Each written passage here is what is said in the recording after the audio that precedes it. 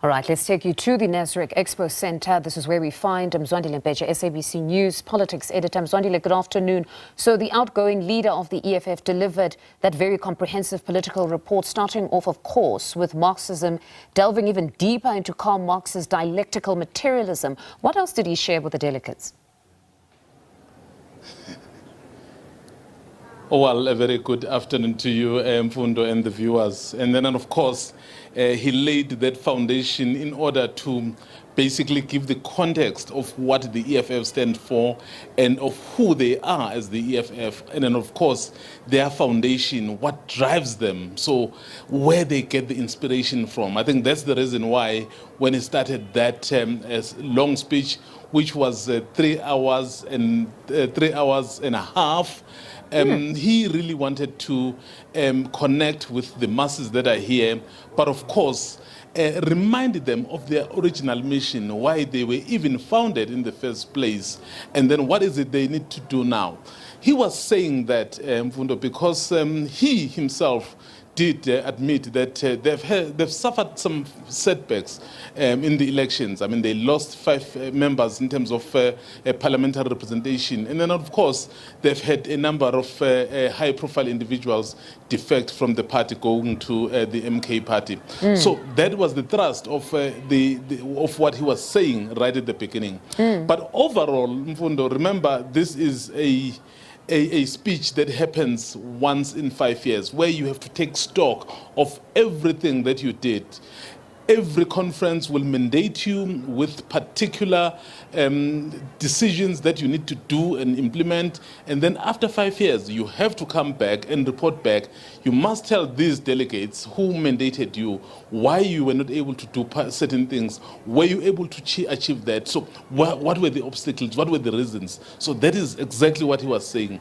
So on the whole, he was basically saying they were on track. But remember, Mfundo, there was 2 years where the country, not even the country, where the world grappled with COVID-19 and a number of things stalled. And the EFF at the previous conference had decided that they were going to set up a school. So they were not able to do that. And one of the reasons was COVID. But of course, he said they've identified the area and the space, and they are basically ready to get going. All right. So the 3 hours was warranted. He used the opportunity to really touch on some, Yeah, so I'm basically saying he also used the opportunity, Mfundo, to then touch on the current issues, where he basically said for the first time he felt that his party was being infiltrated and then was being sabotaged from within. So quite a number of things that was really said to obviously warrant that 3.5 hours. But I'm not sure if so people were still as attentive as when he began speaking. But of course, he said what he needed to say. I suppose he's giving an account of the last 5 years since they took office in 2019. But I also heard him there stating that this time the revolution is genuinely under threat. But what else did he say on his political report in relation to other political parties, particularly the emergence of Umkhonto weSizwe? I think one of the things he was very careful, and I think was very deliberate. He didn't really mention many parties or even individuals by name. He would just refer to, I mean, you would know exactly who he was speaking about. But when it came to, let's say specifically around Umkhonto weSizwe, I mean, he would basically say, I mean, you now have parties which all of a sudden say they would be uniting black people, and the people who are leading that party have been given the opportunity before to lead. So why didn't they do that? So basically saying it was very, very opportunistic, and even some of the individuals who were within their fold, he felt, I mean, these are the people he had been with, but somehow they were not with them. So when he spoke about the ANC, he would not even mention the ANC by name. He would simply say the former liberation movement. So, which then told you that I think he was very intentional and deliberate that he was not going to be mentioning names, but of course the things that he would speak about, South Africans would know exactly what he was speaking about. All right, I suppose there was method to that, just to be more veiled in his comments, and everybody else would just somehow connect the dots. But I heard him addressing the tea at Nkandla, though, saying it wasn't a political experiment gone wrong, that there was a genuine intention to prevent the loss of life when it became evident that the former president was going to be in prison. Just talk to us about that.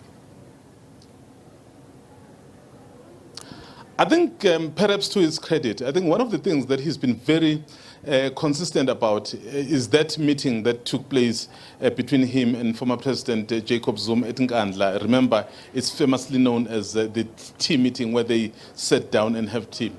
So he basically said he doesn't regret the action that he took. Because why is he even speaking about that? There's been a lot of criticism from certain quarters, particularly as you see developments around MK and the EFF. People were saying, well, Zuma dribbled you basically and then you fell for it. So he was saying, no, the conditions and the context was completely different.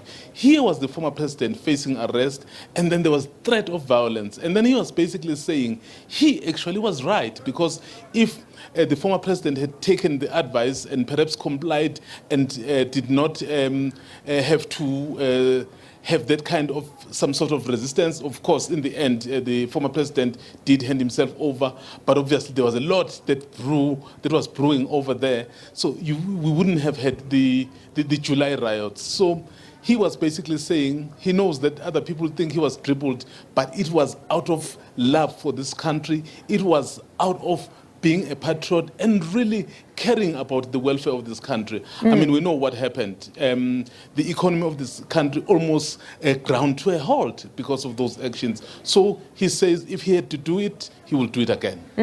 The discussion document on organizational redesign seems to be one that might take center stage, just looking at what has been said.